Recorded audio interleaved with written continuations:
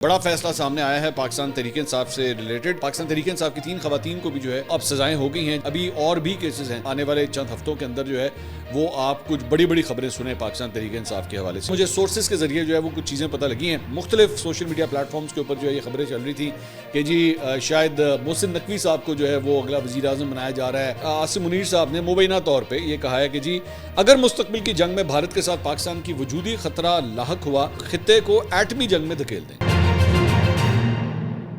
السلام علیکم ناظرین، میں ہوں منصور علی خان، اپنے ڈیل چینل کے اوپر آپ کو خوش آمدید کہیں گے۔ ناظرین، پچھلے 12 گھنٹے میں جو اہم ترین خبریں ڈیولپ ہوئیں اس کے بارے میں تفصیل سے آپ کے ساتھ بات کریں گے۔ سب سے پہلی جو خبر میرے خیال میں ہے وہ پاکستان تحریک انصاف سے ریلیٹڈ ہے۔ بڑا فیصلہ سامنے آیا ہے پاکستان تحریک انصاف سے ریلیٹڈ 9 مئی کے حوالے سے، اس کو ڈسکس کرتے ہیں۔ اس سے پہلے آپ سے ریکویسٹ کہ چینل کو سبسکرائب کرنا مت بھولیے، بیل آئیکن پریس کیجیے گا، اگر آپ کو ویڈیو پسند آئے اسے لائک اور شیئر ضرور کیجیے گا۔ اچھا جی، سب سے پہلے تو ہم نے آپ کو پرسوں بتایا تھا کہ پیر والے دن جو ہے وہ ایک بڑا فیصلہ آنے والا ہے۔ تھانہ شادمان جلاؤ گھراؤ اور جناح ہاؤس کے قریب گاڑیاں جلانے کے مقدمات ہیں، 9 مئی سے ریلیٹڈ ہی ہیں، یہ اسی کے مطلب جو کڑیاں ہیں مختلف کیسز کی، یہ اسی سے جڑا ہے۔ تو اس سلسلے میں آج یہ فیصلہ جو ہے وہ اناؤنس کر دیا گیا، اسے ہفتے والے دن محفوظ کیا گیا تھا، اور اب یہ بتایا گیا ہے کہ یہ اس میں جو ہے وہ 12 افراد کو بری کر دیا گیا ہے، جس میں شاہ محمود قریشی صاحب بھی جو ہیں وہ شامل ہے۔ شاہ محمود قریشی صاحب کے پچھلے کیسز کے اندر بھی جو ہیں ان کو بری کیا گیا تھا، لاہور سے جو ریلیٹڈ تھے، اور آج بھی اسی طرح اس ایک اور کیس کے اندر بھی جو ہے وہ ان کو بری کر دیا گیا ہے۔ شاہ محمود قریشی صاحب اوبیسلی میں نے آپ کو پہلے بھی بتایا تھا کہ وہ اس وقت یہاں پہ لاہور کے اندر موجود ہی نہیں تھے، تو اوبیسلی بات تھی کہ ان کا کیس جو ہے وہ کافی ویک ہے کہ ان کو کوئی سزا ہو۔ لیکن انسداد دہشت گردی کی عدالت نے ڈاکٹر یاسمین راشد، میاں محمود الرشید، اعجاز چودھری اور عمر سرفراز چیمہ کو 10 سال قید کی سزا سنائی ہے۔ ان کو پہلے ہی اتنی سزائیں جو ہے وہ دیگر کیسز میں بھی آلریڈی ہو چکی ہے۔ اس کے ساتھ ساتھ 3 خواتین کو پاکستان تحریک انصاف کی 3 خواتین کو بھی جو ہے وہ اب سزائیں ہو گئی ہیں، جس میں عائشہ بھٹا شامل ہیں۔ عائشہ بھٹا جو ہیں وہ غالباً سیکرٹری اطلاعات ہیں پاکستان تحریک انصاف لاہور کی، اور اس کے ساتھ ساتھ ان کو جو ہے وہ گاڑیاں جلانے کے مقدمے کے اندر 10 سال قید کی سزا ہوئی ہے۔ عالیہ حمزہ اور صنم جاوید، ان کو بھی جو ہے وہ 5 سال قید کی سزا ہوئی ہے۔ ان کو پہلے سزائیں نہیں ہوئی تھی، اب اس کیس کے اندر بھی جو ہے وہ ان کو سزائیں ہو چکی ہیں۔ تو عالیہ حمزہ اور صنم جاوید جو ہیں وہ پہلے بھی گرفتار رہی تھیں، لیکن ظاہری بات ہے اس کے بعد ضمانت کے اوپر جو ہے انہیں رہا کیا گیا تھا، اب باقاعدہ طور پہ انہیں یہ سزا سنا دی گئی ہے۔ تھانہ شادمان مقدمے میں 41 ملزمان جو ہے ان کے ٹرائل ہوئے، جن میں سے 25 گرفتار ہوئے، جبکہ 15 اشتہاری ہیں، اور ایک ملزم کا اس دوران جو ہے وہ انتقال ہو گیا تھا۔ اور جناح ہاؤس کے باہر گاڑیاں جلانے کے مقدمے میں 19 ملزمان تھے، اور اس میں میاں اسلم اقبال، شاہ محمود قریشی، حماد اظہر، مراد سعید، اعجاز چودھری اور یاسمین راشد اور عائشہ بھٹا، یہ اس کے اندر نامینیٹڈ تھے۔ تو پاکستان تحریک انصاف کے حوالے سے جو سزاؤں کا سلسلہ ہے وہ جاری و ساری ہے، وہ ویسی اسی طرح ہی چل رہا ہے۔ ابھی اور بھی کیسز ہیں، یہ ذہن میں رکھیے گا، یہ 9 مئی کے کیسز جو ہیں ابھی ختم نہیں ہوئے، اور ظاہری بات ہے اس کا جو آخری کیس ہے یا آخری جو معاملات ہے وہ عمران خان صاحب تک ڈیفینیٹلی جائیں گے۔ تو انلیس اور انٹل اس سے پہلے کوئی حالات، جذبات، خیالات بدلنا چاہیں تو وہ اور بات ہے، لیکن ابھی کم از کم آج کی ڈیٹ کے حوالے سے اگر ہم بات کریں تو یہ عمران خان صاحب تک یہ بات جائے گی۔ پاکستان تحریک انصاف اوبیسلی ایک بہت بڑی مشکل میں ہے، کیونکہ 9 مئی کے حوالے سے وہ پہلے ہی جانتے تھے کہ اس حوالے سے جو کیسز ہیں وہ ان کے لیے پریشانی کا سبب بنیں گے، اور بالکل ویسے ہی ہو رہا ہے کہ وہ کیسز جو ہیں وہ ان کے لیے پریشانی کا سبب بن رہے ہیں۔ اس کے ساتھ ساتھ پاکستان تحریک انصاف جو ہے وہ اپنے اندر بھی ایک ایک اپنی اندرونی لڑائیاں بھی جو ہے وہ لڑ رہی ہے، اور میرے سننے میں آیا ہے کہ ہو سکتا ہے کہ آنے والے چند ہفتوں کے اندر جو ہے وہ آپ کچھ بڑی بڑی خبریں سنیں پاکستان تحریک انصاف کے حوالے سے۔ یہ میں آپ کو ابھی سے پریڈکٹ کر رہا ہوں، میں ڈیٹیل میں نہیں جاؤں گا کیونکہ مجھے سورسز کے ذریعے جو ہے وہ کچھ چیزیں پتہ لگی ہیں، لیکن میں ابھی اسے اس لیے اناؤنس نہیں کرنا چاہ رہا کیونکہ میں بہتر ہے کہ پاکستان تحریک انصاف اسے خود اناؤنس کرے، اور وہ آپ ہو سکتا ہے آنے والے ہفتوں کے اندر جو ہے وہ دیکھیں گے۔ ایک اور ڈیولپمنٹ یہ ہوئی ہے کہ پاکستان تحریک انصاف کے میڈیا سیل ہے پنجاب سے ریلیٹڈ، اس میں ان کے جو ہیڈ تھے شایان بشیر، ان کو بھی جو ہے وہ اپنی سیٹ سے ہٹا دیا گیا ہے، اور باقاعدہ طور پہ اس کی خبر بھی آج جو ہے وہ شائع ہوئی، اور ان کے اوپر جو الزامات ہیں وہ یہ ہیں کہ جی آپ نے پارٹی کے خلاف جو ہے وہ بیانات دیے ہیں، پارٹی پالیسی کے حوالے سے آپ نے اس کی مخالفت، اس کی وائلیشن کی ہے، جس کی وجہ سے آپ کو جو ہے وہ اس عہدے سے ہٹایا جاتا ہے۔ میں نے جب اس کے بارے میں تھوڑا سا انویسٹیگیٹ کیا تو پتہ لگا کہ انہوں نے بیسیکلی 5 اگست کا جو احتجاج ہوا تھا جو پاکستان تحریک انصاف نے کیا تھا، اس سے 1 یا 2 دن پہلے انہوں نے کوئی پریس کانفرنس کی تھی، اور اس پریس کانفرنس کے اندر انہوں نے یہ جملہ کہا تھا کہ ہم جو ہے وہ اڈیالہ جیل کے باہر بھی ہم جا کے احتجاج کریں گے۔ تو اس بات کے اوپر جو ہے وہ ان کے اگینسٹ چارج شیٹ بنائی گئی، اور وہ چارج شیٹ یہ تھی کہ جناب آپ نے جو ہے وہ پریس کانفرنس کے دوران آپ نے پورا ہمارا پلان بتا دیا، اور اس کی وجہ سے اڈیالہ جیل کے بعد سیکیورٹی بھی سخت کر دی گئی اور ہم احتجاج نہیں کر سکے. تو اس بنیاد کے اوپر جو ہے وہ شایان بشیر صاحب کو اپنے عہدے سے فارغ کر دیا گیا. تو وہ جو میں یہ چیزیں آپ کو بتا رہا ہوں نا کہ میں تھوڑا سا جو آپ کو ہنٹ دے رہا ہوں کہ پاکستان تحریک انصاف کے اندر ہو سکتا ہے آپ کچھ تبدیلیاں دیکھیں, اس میں یہ بھی اسی کا ہی ایک شاخسانہ ہے. تو دیکھیں آگے چل کے اب کیا ہوتا ہے. اور بھی کوئی بڑے نام جو ہیں کیا ان کے بارے میں اناؤنسمنٹس کی جاتی ہیں, یعنی میری اطلاعات کے مطابق اناؤنسمنٹس کرنے کے حوالے سے بھی جو ہے ایک تذبذب کا شکار ہے پاکستان تحریک انصاف کہ وہ اناؤنسمنٹ کی جائے کہ نہ کی جائے ایک کی فگر کے حوالے سے. Let's see. وہ میں اگین ایز اے سیڈ میں پاکستان تحریک انصاف کے حوالے یہ چیز کرتا ہوں انہوں نے کرنا ہے یا نہیں. اس کے علاوہ آج ایک اور نئی کنٹروورسی پاکستان تحریک انصاف کے حوالے سے وہ بھی شروع ہوئی عمران خان صاحب سے ریلیٹڈ, اور وہ یہ تھی کہ یہ اشتہار جو آپ اسکرین کے اوپر دیکھ رہے ہیں یہ آج اخبار کے اندر جو ہے وہ شائع ہوا. اس کے اوپر لکھا کیا ہوا میں پڑھ دیتا ہوں. وہ ہے جی از دفتر اسسٹنٹ کمشنر سیکریٹریٹ آئی سی ٹی اسلام آباد, نیلامی اراضی نیب ریفرنس نمبر 19/2023 مقدمہ عنوان سرکار بنام عمران احمد خان نیازی وغیرہ 3 کلب روڈ اسلام آباد 248 کنال 8 مرلے اور رقبہ 405 کنال 3 مرلے واقع موزہ موڑا نور تحصیل و ضلع اسلام آباد بمقام یونین کونسل بہارا کہو سملی ڈیم روڈ اسلام آباد مورخہ 11/8/2025 کو دن 11 بجے. تو آج 11 بجے جو ہے وہ نیلامی ہونی تھی اس اراضی کی. جو کیس ہے بیسکلی عمران خان صاحب کے حوالے سے, یہ بیسکلی القادر ٹرسٹ کیس ہے. تو اس کے حوالے سے آج یہ اخبار کے اندر اشتہار آیا, اور جیسے ہی یہ اشتہار آیا اور لوگوں میں وہ مطلب سوشل میڈیا پہ پھیلنا شروع ہوا تو بڑی اس کے اوپر چہم گوئیاں شروع ہو گئیں کہ بھئی یہ کیا ہوا ہے. عمران خان صاحب کی شاید بنی گالہ کی جو پراپرٹی ہے جو ان کا گھر ہے شاید اس کی نیلامی کے آرڈرز جو ہیں وہ آ گئے ہیں. آگے لکھا ہوا ہے کہ جی لہٰذا ہر خاص و عام کو بذریعہ اخبار اشتہار مطلع کیا جاتا ہے کہ ایویلیویشن کمیٹی کی طرف سے منظور شدہ شرائط و ضوابط کے مطابق نیلامی میں حصہ لینے والے ہر خاص و عام کو ٹوکن کے اجرا کے لیے 50 لاکھ روپے کا پے آرڈر چیئرمین نیب کے نام بتایا جائے. اتھارٹی پہلے ہی 3/5/2025 اور 7/8/2025 کو اخبار میں اشتہار ہو چکا ہے. اگر کوئی بھی فرد جو مذکورہ نیلامی میں دلچسپی رکھتا ہو مذکورہ جائیداد کی سائٹ کا دورہ کر سکتا ہے. تو یہ بیسکلی جو ہے وہ خبر آئی, مطلب یہ اخبار کے اندر اشتہار آیا. اب بی بی سی نے اس کے اوپر رپورٹ کیا. انہوں نے کہا جی قومی احتساب بیورو یعنی نیب آج سابق وزیر اعظم عمران خان کے خلاف القادر ٹرسٹ یا 190 ملین پاؤنڈ ریفرنس سے منسلک اسلام آباد میں ایک جائیداد کی نیلامی کر رہا ہے. Assistant commissioner secretariat Uzair Ali Khan نے بی بی سی کو بتایا کہ نیلامی کا یہ عمل یونین کونسل بہارا کو میں ہو رہا ہے اور قابل ذکر لوگ نیلامی کے اس عمل میں حصہ لے رہے ہیں. اسلام آباد کی انتظامیہ کے ایک اہلکار نے کہا ہے کہ یہ جائیداد پراپرٹی ٹائکون ملک ریاض نے فرح گوگی کے نام منتقل کی تھی اور اس کی بینیفیشری عمران خان تھے. اہلکار کے مطابق یہ زرعی زمین عمران خان کی بنی گالہ والی رہائش گاہ سے کچھ فاصلے پر موڑا نور کی حدود میں واقع ہے. نیب کے اہلکار کے مطابق یہ اراضی عمران خان کو القادر ٹرسٹ کیس یا 190 ملین پاؤنڈ کے مقدمے میں سزا سنائے جانے کے بعد نیلام کی جاری ہے. اس مقدمے میں اسلام آباد کی احتساب عدالت نے اس سال سابق وزیر اعظم عمران خان کو 14 سال قید اور 10 لاکھ روپے جرمانے کی سزا سنائی تھی, جبکہ ان کی اہلیہ بشرا بی بی کو اسی مقدمے میں 7 سال قید کی سزا سنائی گئی تھی. سو بیسکلی یہ عمران خان صاحب کا گھر نہیں ہے بنی گالہ والا, وہ جو 300 کنال والا گھر ہے یہ بیسکلی وہ نہیں ہے, لیکن اس ایریا کے اندر ایک اور زمین ہے جس کی نیلامی کے بیسکلی یہ آرڈرز ہوئے ہیں, اور اس کے اوپر جو ہے ابھی تک کم از کم جب تک کہ میں ویڈیو ریکارڈ کر رہا ہوں ابھی وہ نیلامی کے پروسیس شروع نہیں ہوا ہے, لیکن اخبار میں اشتہار جو ہے وہ چھاپ دیا گیا ہے. ثاقب بشیر صاحب سینئر کورٹ رپورٹر ہیں, انہوں نے ٹویٹ کیا. انہوں نے کہا میری رائے کے مطابق فرح شہزادی اور فرح گوگی کے نام جو زمین بحریہ ٹاؤن سے ٹرانسفر ہوئی تھی بعد میں 190 ملین پاؤنڈ کیس میں فرح گوگی اشتہاری ہوئی, اس کی جائیداد اٹیچ ہوئی, اب اس کی نیلامی ہو رہی ہے کیونکہ 240 کنال زمین اور 405 کنال زمین فرح گوگی کے نام ٹرانسفر ہونے کی تفصیلات جو ہیں وہ سامنے آئی تھیں. تو یہ بیسکلی فرح گوگی کے نام یہ زمین ہے, کیس عمران خان صاحب والا ہے, لیکن فرح گوگی جو ہے وہ کو ایکیوزڈ کے اندر اس معاملے میں آتی ہیں, اس کی وجہ سے یہ پراپرٹی جو ہے وہ سیل ہو رہی ہے. تو سلمان اکرم راجہ صاحب نے اس کو ٹویٹ کیا.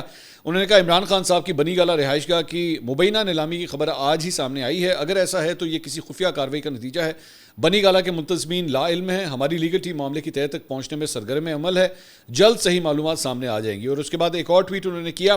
انہوں نے کہا لیگل ٹیم کی حاصل کردہ معلومات کے مطابق نیب ریفرنس نمبر 19/2023 بعنوان سرکار بنام عمران خان, جسے عام طور پر القادر ٹرسٹ مقدمے کے طور پہ جانا جاتا ہے, میں دیگر ملزمان کو مفرور اور اشتہاری قرار دیا جا چکا ہے. آج شائع نوٹس نیلامی ان ملزمان کی جائیداد بارے ہے, ٹیم نگاہ رکھے ہوئے ہے. تو یہ بیسکلی وہ کلیئر ہو گیا کہ بیسکلی فرح گوگی کی پراپرٹی ہے جو کیس عمران خان صاحب کے خلاف ہے. تو یہ بیسکلی سارا معاملہ تھا.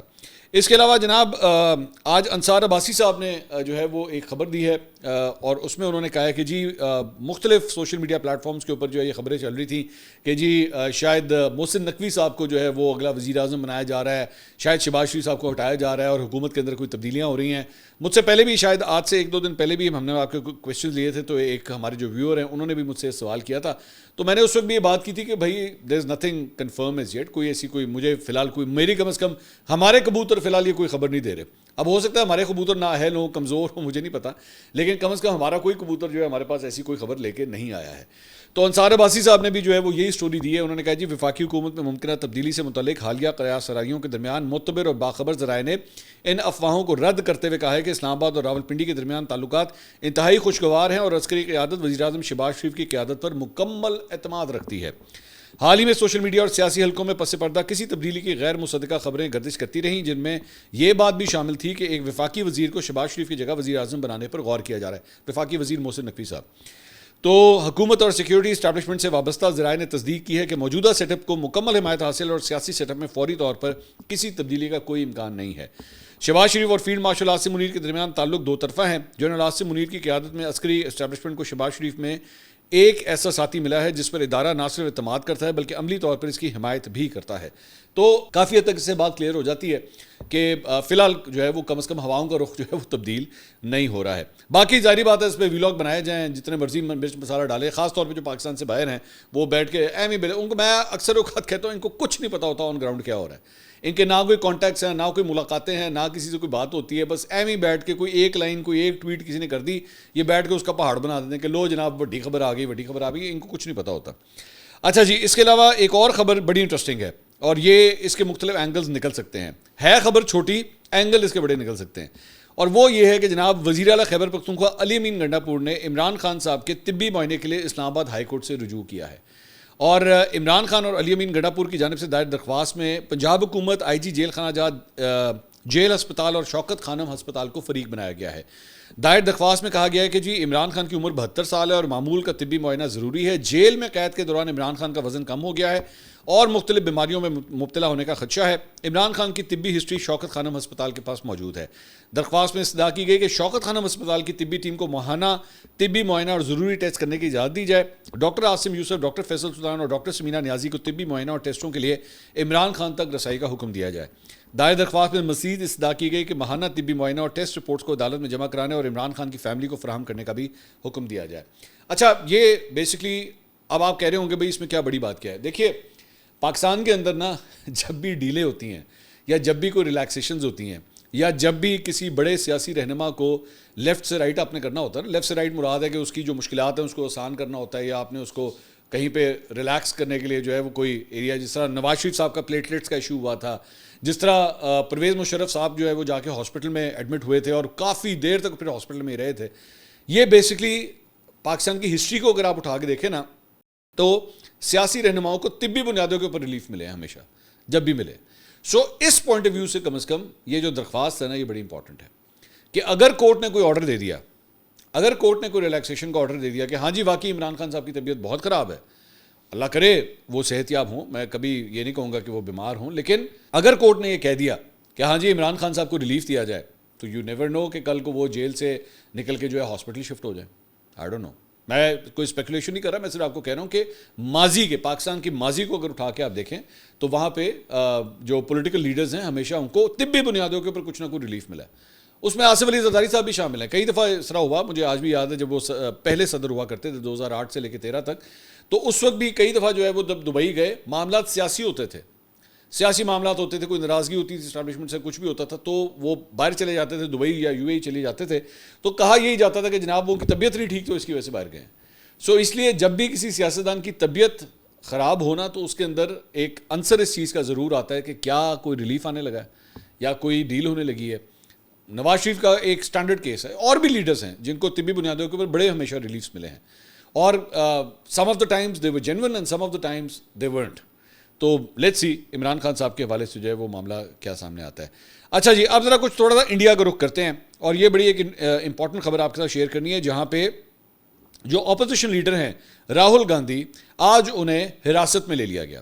اب ہمارے یہاں پہ تو اپوزیشن کے حوالے سے بڑا مشکل وقت آ رہا ہے، جس طرح میں نے ویلاگ کے شروع میں بتایا تھا کہ سزاؤں کا پورا ایک سیلاب آیا ہے اور وہ سیلاب ابھی تک چلتا جا رہا ہے. تو انڈیا کے اندر بھی جو ہے وہ راہل گاندھی کو جو ہے وہ حراست میں لے لیا گیا، اور اس کی وجہ یہ بتائی جا رہی ہے کہ جناب وہ جو ہے وہ الیکشنز کے حوالے سے احتجاج کر رہے تھے کہ جناب ووٹر فراڈ جو ہے وہاں پہ بھی ہوا ہے، جس کی وجہ سے انہوں نے سینئر، اس میں صرف وہ راہل گاندھی نہیں شامل تھے بلکہ شیو سینا کے جو ہے وہ رہنما سنجے راوت وہ بھی شامل تھے، انہیں بھی حراست میں لیا گیا. یہ ارکان انتخابی کمیشن کی حکمراں بی جے پی کے ساتھ مبینہ ساز باز کے خلاف احتجاج کر رہے تھے، اور یہ احتجاج دلی کی سڑکوں تک جو ہے وہ پھیل گیا تھا.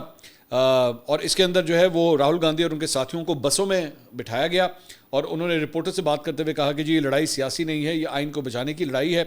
اور پولیس کے مطابق اپوزیشن کے اس پیمانے کے احتجاج کی پولیس نے اجازت نہیں دی تھی، اور صرف 30 ارکان پارلیمنٹ کو انتخابی کمیشن کے پاس مارچ کرنے اور شکایت جمع کرانے کی اجازت دی گئی تھی.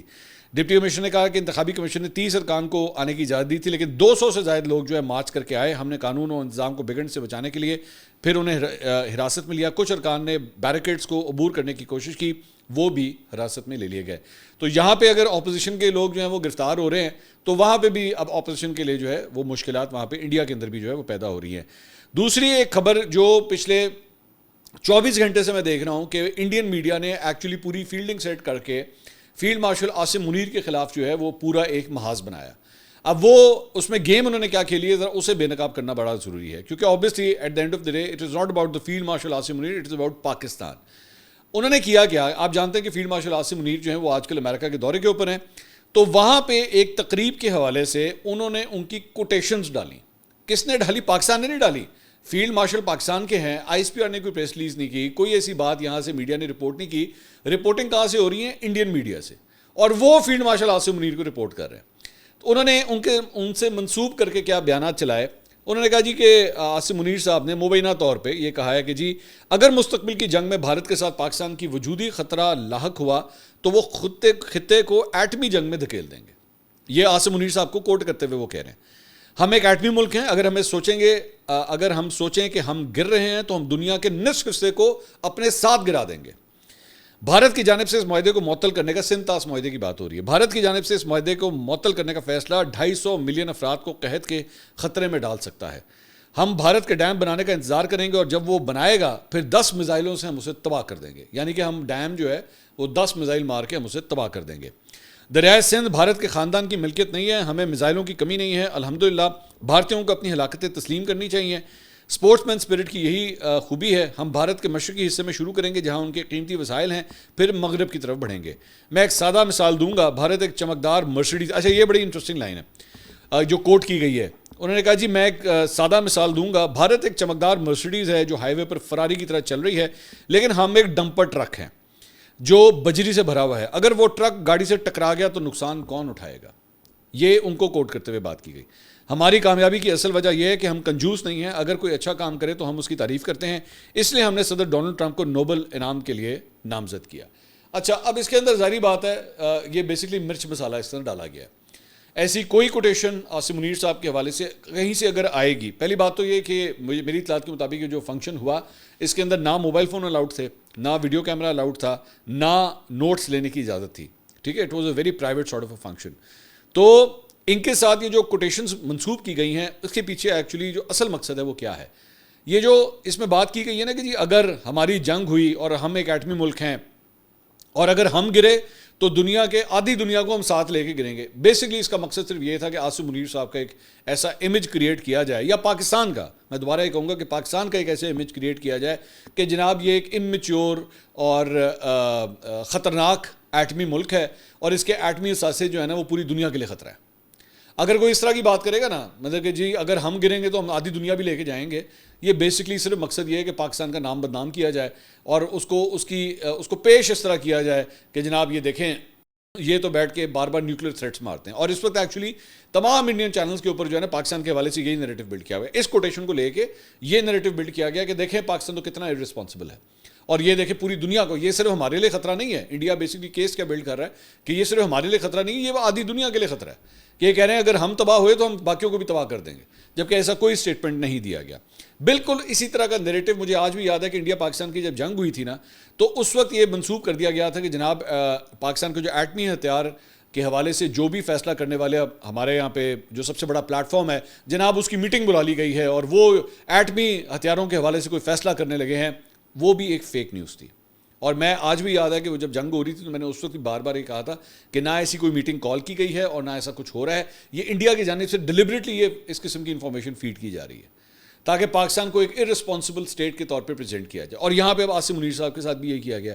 اچھا دوسری بات یہ اس کے بعد کوٹ کرتے ہوئے کہا گیا کہ جی انہوں نے کہا کہ جناب انڈیا تو ایک مرسیڈیز ہے اور وہ ایک فراری کی طرح جا رہی ہے تو اسی ایک ڈمپر ٹرک، ہم ہے ڈمپر ٹرک، اور اگر ہماری ان کی ٹکر ہوگی تو نقصان کس کا ہوگا؟ مرسیڈیز کا ہوگا. مطلب آپ اس میں کیا گیا اس میں آپ نے پاکستان کو ایک ایوی تھکڑ قسم کا ٹرک کا آپ نے بنا دیا، مطلب اس کا امیج کریٹ کر دیا، اور انڈیا کو بیٹھ کے جو ہے وہ مرسیڈیز بنا دیا اور وہ فراری کی طرح جا رہی ہے، بڑی خوبصورت لگ رہی ہے، بڑی وہ ترقی کر رہی ہے. امیج کیا کریٹ کرنے کی کوشش کر رہے ہیں؟ پوری دنیا کو بتانے کی کوشش کر رہے ہیں کہ جناب ہم تو بڑی ڈیولپڈ قسم کی کنٹری ہیں. اچھا وہ ایم ہی اپنے آپ کو نا شیشے میں کھڑے ہو کے بلا وجہ بولتے رہتے ہیں ہم سپر پاور ہیں، ہم سپر پاور ہیں، ہم تو بہت بڑی سپر پاور ہیں. تو بیسکلی یہاں پہ بھی اس کوٹیشن کو ایک مس کوٹ کرتے ہوئے ڈیلیبریٹلی ڈالنے کا مقصد صرف یہی تھا کہ یہ شو کرنا کہ جناب ہم تو بڑے ترقی یافتہ ملک ہیں، یہ لوگ ڈسٹرکشن والے ملک ہیں، یہ ایکسیڈنٹ بھی کرتے ہیں، یہ آ کے جنگ بھی کرتے ہیں. جنگ شروع کرنے والے آپ لوگ ہیں. پاکستان اور بھارت کے درمیان جو جنگ ہوئی ہے پہلا حملہ کس نے کیا؟ آپ لوگوں نے کیا. بارڈر کس نے کراس کیا؟ آپ لوگوں نے کیا. آج بھی پوری دنیا جو ہے وہ آپ کی بات نہیں مانتی جو آپ نے بیٹھ کے پہلگام کے حوالے سے نیریٹو بنایا. No one is willing to buy that. لیکن آپ نے اپنا کیس پھر بھی بلڈ کرنے کی کوشش کی کیونکہ you wanted to start a war against Pakistan. تو یہاں پہ بھی عاصم منیر صاحب کے حوالے سے جو ہے نا وہ مس کوٹ کر کے جو ہے وہ یہ چیزیں اب اس کو انڈیا تو اس کے اوپر کھیل ہی رہا ہے، لیکن آبویسلی اس حکومت کے جو مخالف ہیں وہ بھی اس کے اوپر جو ہے وہ پلے کر رہے ہیں. لیکن وہ یہ نہیں دیکھ رہے کہ ایکچولی اٹ از ناٹ، میں دوبارہ یہ کہوں گا، it is not about the field marshal Asim Munir, it is about Pakistan, the state of Pakistan, کہ آپ اسے ایک ارسپانسبل اسٹیٹ کے طور پر پریزنٹ کرنے کی کوشش کر رہے ہیں. اگلی ویڈیو میں آپ سے دوبارہ ملاقات ہوگی. اللہ حافظ.